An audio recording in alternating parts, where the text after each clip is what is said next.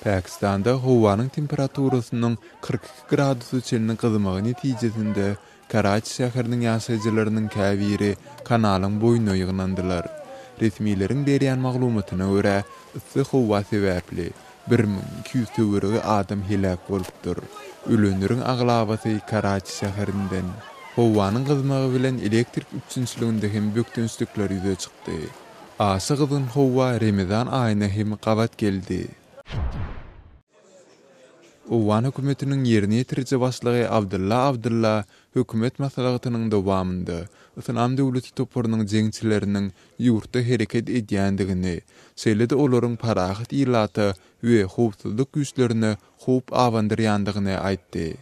Abdulla Hamid Karzaýyň ýol başçylygyndaky ozalky hökümeti ýurtda parahatçylygy ornuşdyryp bilmänlikde aýplady.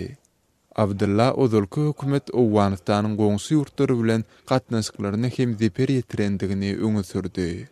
Siz Azatlyk radiosynyň şuňky täzelikleri bilen tanış boldunuz.